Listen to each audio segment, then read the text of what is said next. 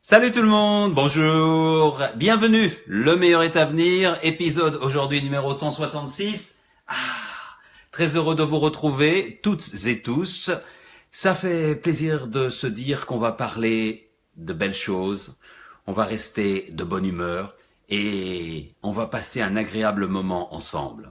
Apparemment avec le titre ça n'a pas l'air d'être ça. Bah oui, il y a des jours comme ça où ça se passe un petit peu moins bien, où c'est pas exactement la même chose, où c'est pas comme on voudrait que ça soit. Mais c'est pas grave.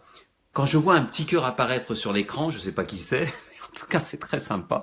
C'est Manon, c'est toi Manon. Merci d'être là en tout cas, et merci à tous ceux et toutes celles qui viennent d'arriver et que je ne vois pas. Je peux pas saluer tout le monde parce que Facebook ne me dit pas qui est là exactement. Donc épisode 166 aujourd'hui. C'est la première chose. Deuxième chose, j'ai pas mal d'informations à vous donner. Salut Jonathan, salut, ça va? J'aime bien suivre tes aventures. C'est toujours très sympa. Et donc oui, aujourd'hui on va parler de mauvaises nouvelles. Allez, on va faire dans le mauvaises nouvelles. Il y en a marre du bisounours, il y en a marre des bonnes nouvelles. On en a eu trop. Moi je trouve franchement on a trop de bonnes nouvelles. C'est fatigant les bonnes nouvelles. On aimerait bien avoir de mauvaises nouvelles de temps en temps. Eh ben aujourd'hui, on va en avoir. Alors, on va en avoir de plusieurs façons. Et une en particulier. Alors, j'essaie de pas trop suivre l'actualité, je vais vous dire. Mais bon, il y a eu cette nouvelle assez triste. Là, c'était une image que je voulais vous montrer. Parmi les images que j'aime bien, qui m'ont fait rire cette semaine et que vous avez partagées avec moi, c'est celle-ci. Je vous la montre tout de suite, comme ça on y va directement.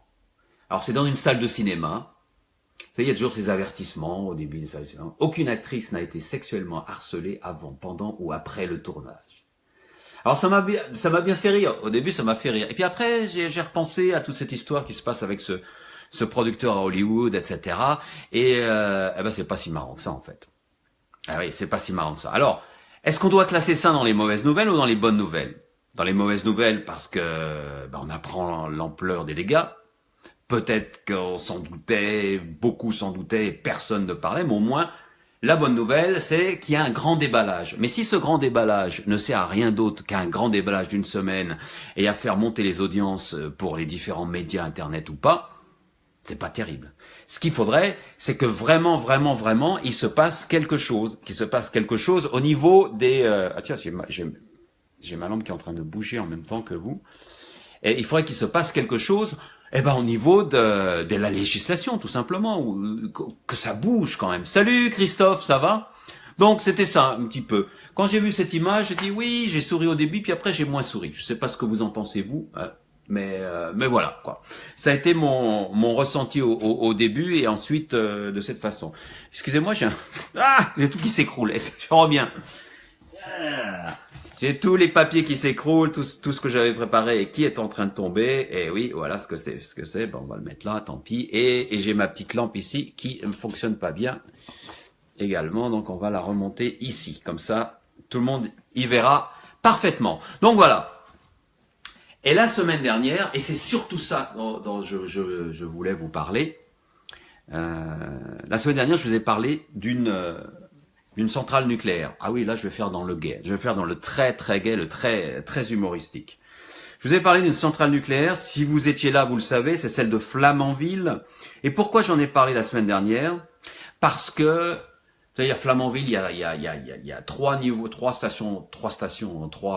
réacteurs. Il y a 1, 2 et 3. Le troisième va entrer en production, on va dire, en fin 2018. Et enfin, après 10 ans de développement, un triplement du budget à 10 milliards de dollars, 10 milliards d'euros, on va réussir à avoir ce réacteur qui va enfin être lancé. Je dis malheureusement parce que je suis un anti-nucléaire, vous savez pourquoi. Et donc ça m'a attristé la semaine dernière. Et je vous ai dit la semaine dernière, regardez en numéro 165 d'LMV, je vous ai dit mais qu'est-ce que c'est que cette manie de vouloir créer des centrales nucléaires et de continuer et de pas faire la transition, ce qu'on appelle la transition écologique, la transition vers des énergies propres, ce qui paraît quand même paraît évident. Et puis ensuite je vous ai montré la photo de Flamanville que je connaissais pas du tout. Regardez la photo de Flamanville. Je vous l'ai montré la semaine dernière, je vous la remonte. Elle est pas belle cette image? La côte normande, si mes souvenirs sont bons, avec ce petit mur pour protéger la centrale, la 1, la 2 et la 3 là qui est en construction, qui est pas encore finie. Et là vous voyez mon éclairage. Ah, salut Alexis, tu lui fais une bise de ma part, Alexis, un futur ninja. Salut Christian. Et donc, je vous ai montré cette photo et je vous ai dit, mais quelle idiotie de construire ça. Pourquoi je vous ai dit ça? Parce qu'à Fukushima, il y a eu des experts. À Fukushima, on s'est dit, écoutez les gars, alors Fukushima est au bord de la mer, hein. On a appelé les experts, c'était TEPCO, l'entreprise japonaise qui dirige ça. Je connais bien le dossier, vous savez pourquoi.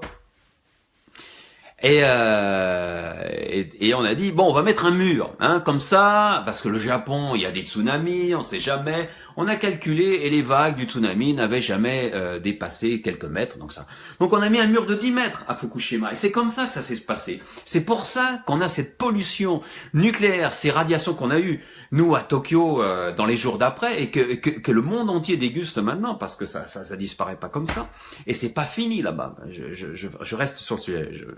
Je m'éparpille pas. Je vous donne des bonnes nouvelles. Et donc, on a mis ce mur et la centrale derrière, donc qui est au bord de la mer. Vous le savez maintenant, Daiichi, c'était la Daiichi qui a eu des problèmes. Et donc, le mur faisait 10 mètres. On a mis un mur de 10 mètres. Boum! Le 11 mars 2011, 9 sur l'échelle de Richter. Ça tremble de partout, ça tremble, on l'a bien senti, etc.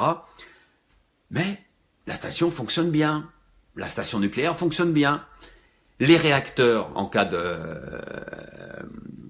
tremblement de terre, s'arrêtent automatiquement. Et c'est normal, c'est la procédure. Ils s'arrêtent. Et qu'est-ce qui se passe? Eh ben, les groupes électrogènes au diesel qui sont là, et qui sont faits pour ça, entrent en action parce que il faut toujours que les réacteurs, je résume, hein, que les réacteurs restent froids. C'est pas exactement ça, mais c'est comme ça. Il faut pas que ça chauffe. Et comme les réacteurs sont arrêtés, ils peuvent pas s'auto-chauffer avec leur propre électricité. Donc, il y a des générateurs au diesel pour refroidir tout ce petit monde. Génial. Mais 50 minutes après le tremblement de terre, vous le savez, arrive le tsunami. Et une belle vague. Et qu'est-ce qu'elle fait la vague? Eh ben la vague, elle est plus grande que prévu. Le mur sur Daiichi est de 10 mètres et la vague fait 13 mètres. Vous avez vu peut-être les images de la vague, c'est assez impressionnant, qui passe au-dessus du mur et qui va inonder tous les réacteurs, etc. et qui coupe les générateurs diesel. Et c'est là que vient le problème. Tout a été, le problème de la pollution nucléaire, de ces radiations, vient de ça. C'est-à-dire que la mer a noyé les générateurs et les générateurs n'ont pas pu redémarrer. On ne sait pas pourquoi d'ailleurs, on aurait dû prévoir quelque chose. Eh ben ils n'ont pas redémarré les générateurs. Et c'est ça qui a causé la catastrophe nucléaire de Fukushima. C'est tout bête. Alors qu'il suffisait de faire un mur plus haut, il suffisait de mettre la station un peu plus haut, ou alors il suffisait d'avoir des groupes électrogènes complètement waterproof, comme on dit en français, je sais pas, isolés, de façon à ce que l'eau ne rentre pas dedans. C'était tout simple. Il suffisait de faire ça. Alors, quand je vois Flamanville, je sais pas si vous voyez où je veux en venir. Restez avec moi, vous allez comprendre. Quand je vois Flamanville, si belle au bord de la mer, ah bah oui, je sais pourquoi vous voyez pas. Très bien, attendez, je vais vous le mettre en... Parce que là, vous le voyez pas bien parce qu'il faut que je mette un peu plus de lumière. Eh ouais, et là, vous allez le voir beaucoup mieux. Voilà. Tac, tac. Voilà. Et là, vous le voyez bien. Voilà. Donc quand je vois Flamanville, si belle au bord de la mer, avec son petit mur et son petit mur... J'ai quand même des frissons dans le dos et je m'inquiète pour l'Europe. La France d'abord et ensuite l'Europe. Et on va me dire, mais Jean-Philippe, il n'y a pas de tsunami. L'Atlantique, il n'y a pas de tsunami, ça n'arrive jamais. Ça n'arrivera jamais. Regardez ce qui s'est passé il y a quelques jours. Moi, j'ai dit ce que j'ai dit il y a une semaine. Eh ben, il y a quelques jours, bah tiens, il y a un ouragan qui s'appelle, c'est un joli nom, Ophélia, et qui arrive de l'Atlantique, qui passe à l'est des Açores et qui a remonté vers l'Irlande, est arrivé en Irlande. Et c'est la première fois qu'on a eu un ouragan, à vérifier, hein, vous me dites si je me trompe, aussi puissant qui allait vers l'Europe. On n'a jamais eu ça. Donc, ce que j'ai dit la semaine dernière, je le redis encore cette semaine, tout simplement, non pas que ça va changer quelque chose, non pas qu'on va dire, ah oui, les gars de Flamanville ont dit, ah oui, les gars d'Areva, d'EDF ont dit, oui, Touzo, il a parlé là dans son truc là, LNB. Il a raison, il a raison. On va remonter le mur, on va tout arrêter, les gars. Non pas que ça va changer quelque chose, mais au moins saluer la bêtise des gens qui veulent faire que du fric. Que du fric. Ah, c'est vraiment que du fric, et je le dis très sincèrement. Si c'est pas vrai, dites-le moi. Si c'est pour faire du bien dans le monde, dites-le moi et tapez-moi sur l'épaule. Ah oui, pardon, voilà, et je vous répondrai avec plaisir. Mais là, c'est que du fric. Et c'est un petit mur, et il y a un premier ouragan, et qui est-ce qui peut nous prouver que dans 10, 20 ou 30 ans, parce que c'est prévu pour durer 30 ans, ces réacteurs, surtout le 3, il y aura pas « Salut Lily, tu vas bien? Bienvenue dans les bonnes nouvelles !» Et il y aura pas un ouragan qui sera beaucoup plus puissant et qui va écraser le mur, qui va noyer. Alors je me suis un petit peu renseigné et il semblerait qu'à Flamanville, je suis pas non plus, les générateurs diesel soient waterproof. Ils sont complètement isolés, même s'ils sont envahis par l'eau, ils fonctionneront quand même. Mais bon, il peut y avoir autre chose. Il n'y a pas que ça. Je sais pas, un tremblement de terre, une bombe, n'importe quoi. Je veux dire, voilà la folie des hommes. Fukushima, vous connaissez bien parce que c'est un dossier que je connais super bien, donc je le partage. Et puis ce petit machin de Flamanville là, qui vont lancer en fin 2018, bref. Et puis Ophélia, l'ouragan Ophélia, qui c'était pas très puissant, mais ça montre que c'est possible. Qu'il faut jamais dire que c'est impossible. Et cette histoire, c'est ce qu'on appelle le phénomène du cygne noir, de Black Swan. Je sais pas si vous connaissez ça, c'est la théorie du cygne noir, du Black Swan, je sais pas comment on dit. C'est cette théorie qui a été mise en avant par un écrivain que j'aime beaucoup, qui s'appelle, je sais plus son nom d'ailleurs, qui est américano-libanais et français de culture aussi, qui s'appelle, si vous avez son nom, donnez-le-moi, parce que là je l'oublie, Taleb, voilà, Nassim Taleb, et qui a expliqué que dans les différents domaines de notre vie, on peut mesurer les risques que l'on connaît, mais on peut pas mesurer les risques qu'on ne connaît pas en gros. Il parlait surtout dans le domaine de la bourse et lorsqu'on fait des jeux, mais c'est vrai dans tous les domaines. Fukushima, on avait un mur de 10 mètres, on s'est dit, bah, ça suffit, allez, on va manger des sushis. Bah non, le tsunami est passé à 13 mètres, bah voilà. La bêtise des hommes, bienvenue dans notre monde. Que des mauvaises nouvelles aujourd'hui, que des mauvaises nouvelles. Non, il n'y aura pas que des mauvaises nouvelles. Mais enfin, là, aujourd'hui, je fais fort. Hein. C'est censé être le meilleur est à venir. Et en fait, aujourd'hui, je vais commencer un petit peu. Je vais chercher quelque chose, je reviens. J'ai un bouquin là, je voulais vous montrer. Vous n'allez pas le voir. Mais ça, c'est une bonne nouvelle, ça. La samedi dernier, je suis allé à une conférence, vous ne pouvez pas le voir. C'est découverte de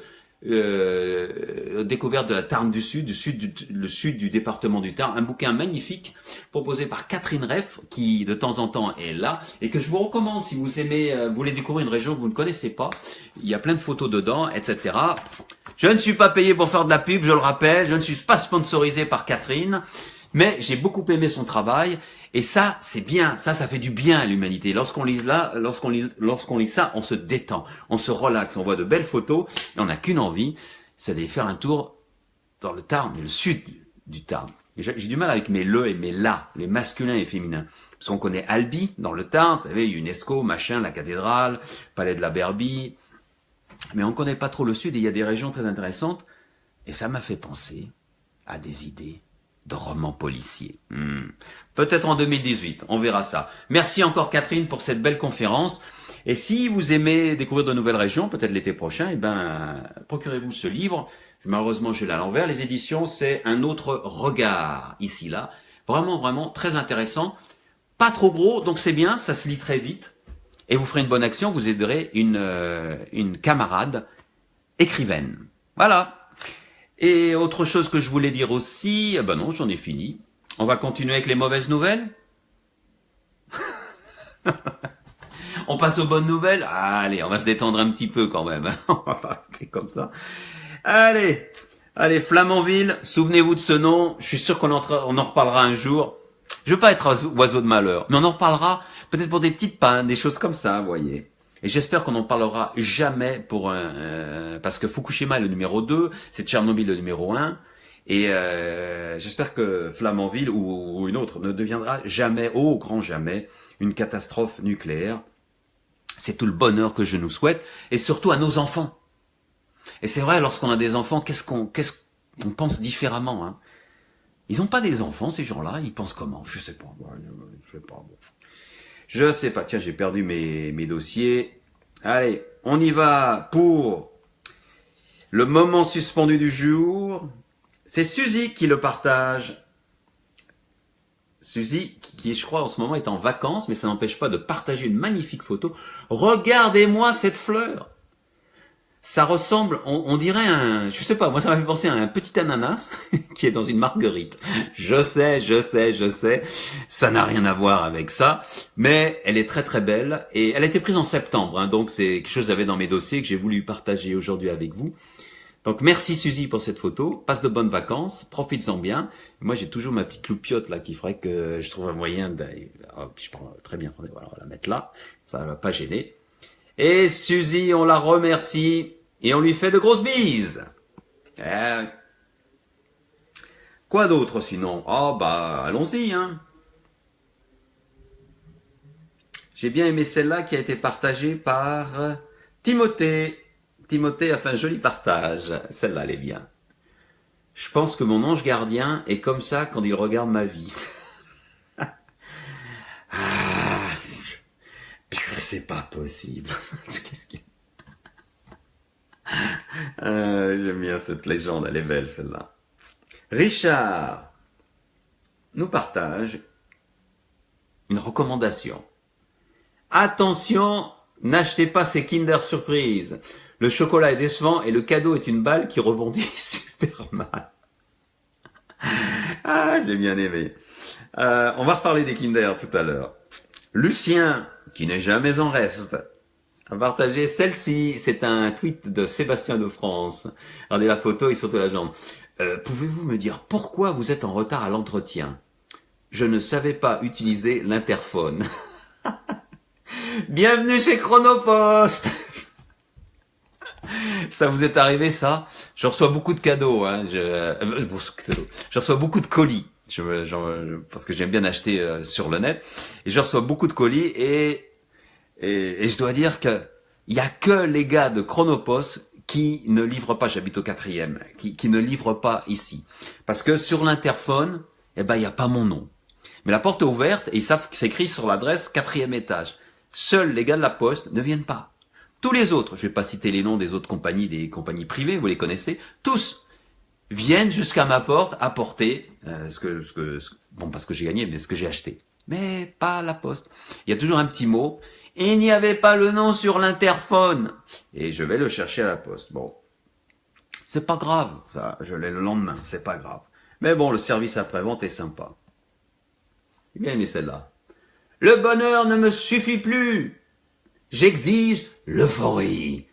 Tous les jours, si c'est possible. C'est Calvin and Hobbes, si vous connaissez la bande dessinée. Mais c'est un petit peu ça notre problème. C'est pas un problème, mais on arrive au 21e siècle où être heureux ne suffit pas.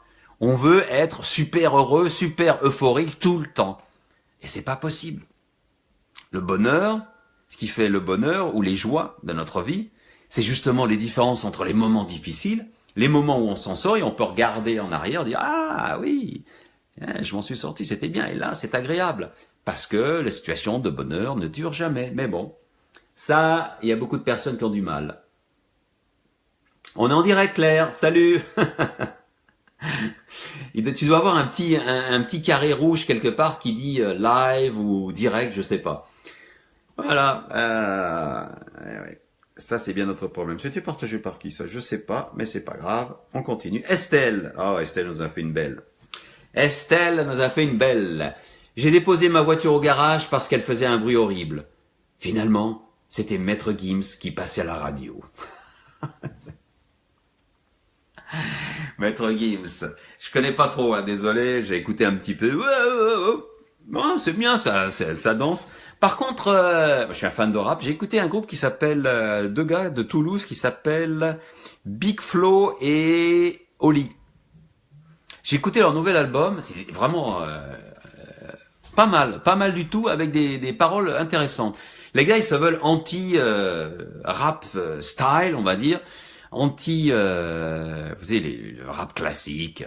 Hein. Alors ils font dans la simplicité, ils racontent des histoires. J'ai trouvé ça pas mal ce qu'ils ont fait. Enfin, je dis ça comme ça en passant, comme si ça intéressait quelqu'un. Je pense pas qu'il y ait beaucoup de fans de rap qui regardent ou qui vont regarder. Ah, Manon, tu connais Big Flo et Oli? Ah, d'accord. Eh ben, tu vois. Tu vas écouter leur nouvel album? Wow. Celle-là, j'aime bien. Lucien, j'ai tourné mon four à micro-ondes et il est super content. Elle est géniale, celle-là. C'est génial, c'est génial. Ah, oui, oui. Il l'a tourné upside down, non, sur le côté plutôt. Alors, bien sûr, je suis allé tout de suite voir dans la cuisine le micro-ondes, mais le mien est pas comme ça. J'en ai eu un comme ça il y a très longtemps, avec la poignée sur le côté. Il faut avoir, mais c'est génial. Hein, c'est celui qui a trouvé ça, c'est absolument formidable. Manon, oui, je connais Big Flo et Oli. Yo, et ouais, c'est bien ce qu'ils font. Moi, j'aime bien. Ah, il y a une chanson qui est bien. Ouais, c'est la chanson qui s'appelle. Ah, c'est pas alors, c'est une autre, ça va. Celle-là, elle est vraiment bien parce elle explique, je pense, aux plus jeunes, aux jeunes générations, de ne pas hésiter à tenter les choses. Et c'est important qu'il y ait des gens qui disent ça, d'y aller. Textuellement, ça fait plaisir. Exactement, Manon, ouais. Et c'est quoi la chanson? C'est Dommage. Voilà, je crois que ça s'appelle Dommage. Écoutez-la pour les paroles, même si vous n'aimez pas le rap. Et regardez la vidéo, c'est intéressant. J'ai bien aimé. Et oui, il faut tenter la chose. Il faut oser. Et c'est ce que je me tue à vous dire. Ah, zut, j'ai encore tout perdu, mes files, là. Oh là là, où je suis? Ah bah ça y est. Bah là, ça y est. On a tout perdu. Ah, voilà. Désolé, hein, je reviens. Hein. Je fais une pause et je reviens. Et voilà, on y est. Micro-ondes. Et ensuite, Et si on lisait une bande dessinée? Non, pas une bande dessinée, Comment ça s'appelle ça? Avec des photos, avec des bulles. C'est un roman photo. J'ai bien aimé un roman photo qui a été partagé par Kihara, je sais pas comment on dit. Alors, je sais pas si on va bien le voir. Ah, c'est dommage. Et là, la première. Y a-t-il un docteur? Je suis docteur. Que se passe-t-il? Une attaque cardiaque. Je suis docteur en philosophie. Il va mourir. Nous allons tous mourir. J'ai adoré.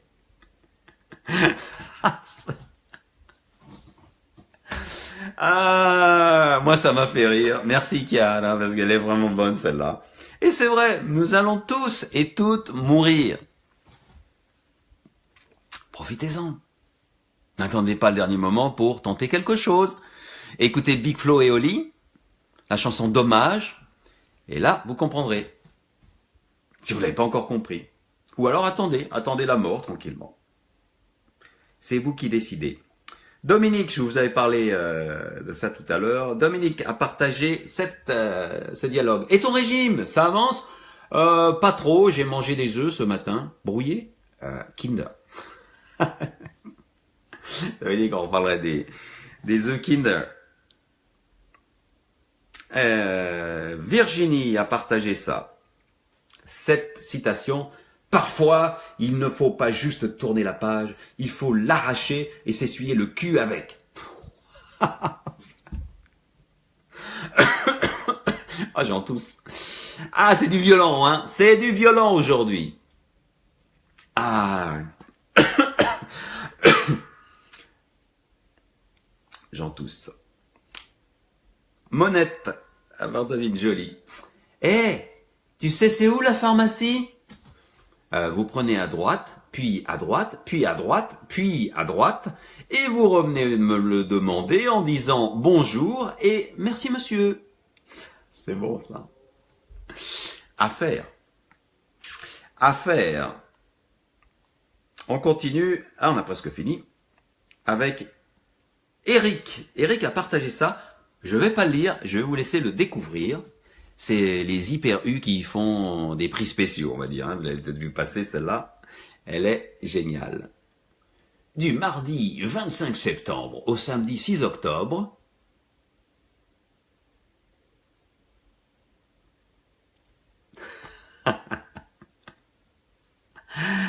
Ah, ils n'ont pas des relecteurs. Hein? Sympa. C'est pour la réduc. Voyez avec la caisse numéro 7, s'il vous plaît.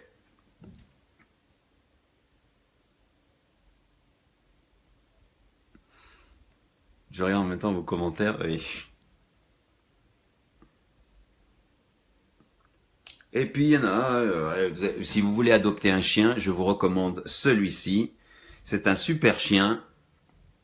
À vendre, chien croisé, diable de Tasmanie, prix 10 €. Possibilité de payer en 10 fois. Très sage, gentil et obéissant. Répond au nom de Tatou ou Satan. Ouh, qu'il est mignon le chien-chien. Ouh, le petit Satan. Ouh, bah il a bien aimé le canapé.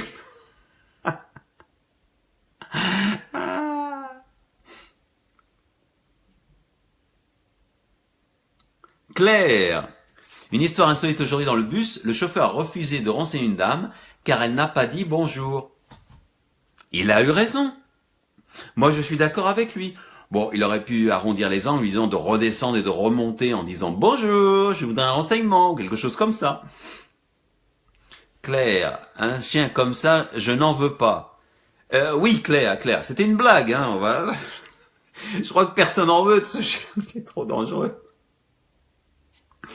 Ou alors n'achetez pas de sofa. Ou alors en bois.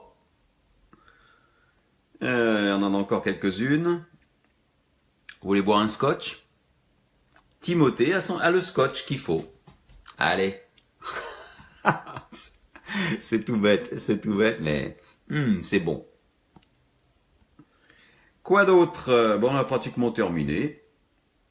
Avec, on finit toujours à la pharmacie, car les plus belles histoires sont toujours à la pharmacie, surtout lorsqu'on a besoin du Viagra. Alors, voici l'histoire de la pharmacie. Je n'ai plus de Viagra 50, monsieur. Je vous donne du sang et ce soir, vous allez la casser en deux. Ma femme? Non, la pastille, connard. Je sais pas, il y avait de l'espoir ou il y avait... Ah bon?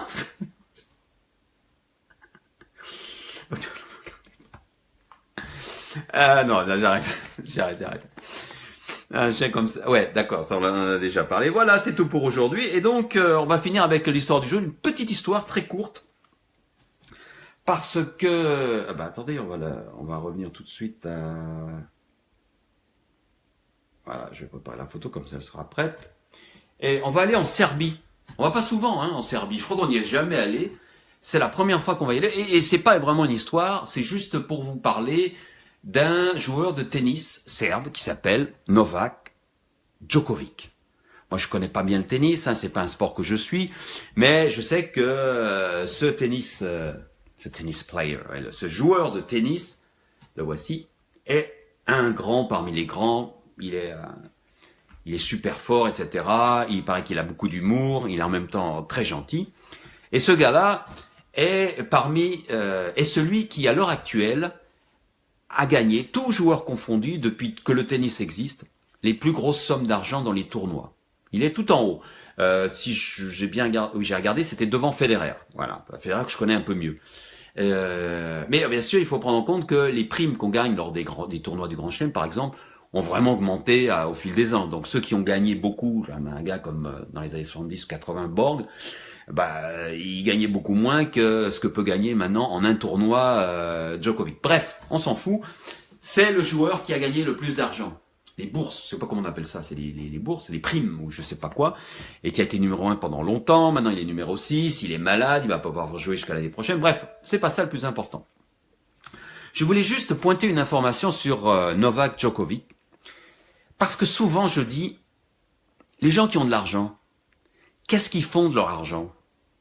Les milliardaires qui sont assis sur des piles de millions et de millions et de millions, qu'est-ce qu'ils font de leur argent? Qu'est-ce qu'ils font comme bien concret dans le monde? Parce que j'ai du mal à croire qu'ils font du bien dans le monde, mais qu'ils n'en parlent pas parce qu'ils veulent rester discrets. C'est leur choix.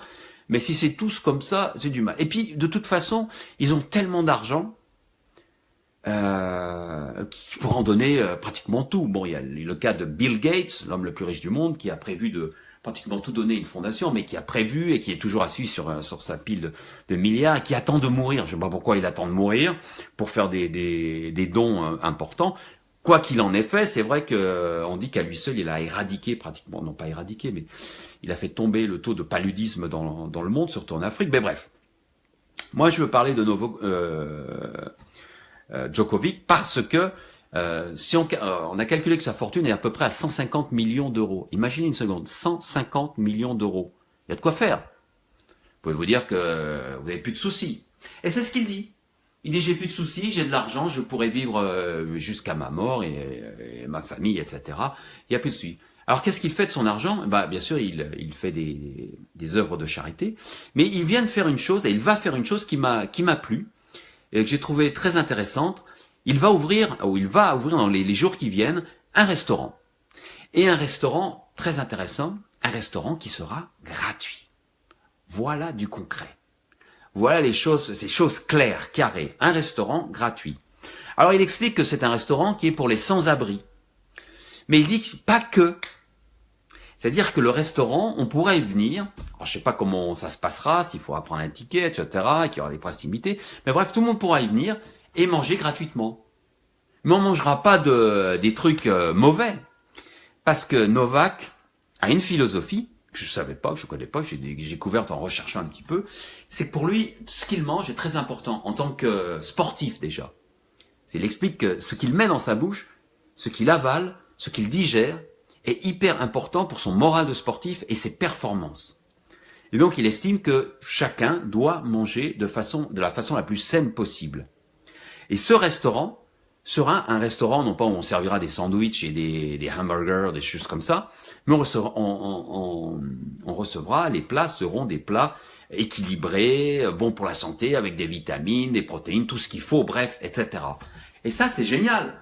Et il va faire ça en Serbie, à Belgrade, je suppose, parce que il veut rendre aux Serbes qui l'ont soutenu tout au long de sa carrière, le début de sa carrière, il veut leur rendre leur soutien, quoi. Il veut les remercier, c'est une façon de les remercier. Et il dit même à un moment, et là, Novak, si tu nous regardes, je vais te le dire tout de suite, il a même dit qu'il pourrait nourrir toute la Serbie. Eh ben Novak, on va te prendre au mot, mais vas-y, nourris toute la Serbie, si c'est possible. Enfin, toute la Serbie, tous ceux qui sont dans le besoin, tous ceux qui n'arrivent pas à joindre les deux bouts. J'ai regardé la Serbie, je connais pas du tout, 80 000 km² et 7 millions d'habitants. C'est petit, hein, 7 millions d'habitants, c'est pas grand-chose. On enlève ceux qui ont de l'argent, ceux qui arrivent à s'en sortir. Ça serait possible, Novak. Tu pourrais le faire. Et si tu le dis, ça veut dire que tu penses que tu peux le faire. Eh ben, pourquoi pas? Il y a d'autres qui pourraient s'allier avec lui et aider. Et c'est des choses qui pourraient être faites dans le monde entier. Et ça serait une des meilleures façons d'éradiquer ou au moins de réduire de façon intensive la faim dans le monde. Mais enfin, moi ce que je voulais faire, c'était surtout saluer l'initiative d'un gars qui a de l'argent et qui dit clairement, je vais faire ça. Qui se cache pas derrière une fondation, je vais donner 20% et puis machin. Et vous savez comment c'est dans les fondations, il y a beaucoup d'argent qui vont... je fais le mauvais, hein, je fais le mauvais garçon. Beaucoup d'argent qui vont dans le secrétariat, vous vous souvenez des scandales qu'il y a eu en France dans les années passées. Bon, il n'y a pas qu'en France. Bon, bref. Au moins, c'est clair et net. On va suivre ça de près et on va voir comment va se passer ce restaurant. Voilà. C'est tout pour aujourd'hui. En tout cas, bravo à Djokovic, que je salue, pour son initiative. Et j'aimerais beaucoup que d'autres sportifs ou richissimes PDG ou quoi que ce soit fassent plus de trucs comme ça. Et c'est son 3e restaurant. Là, je crois qu'il est dans son 2e. C'est un restaurant végétarien qui se trouve à Monaco. Parce que Novak habite à Monaco. Mais il a le droit. Et il a un autre restaurant à Belgrade.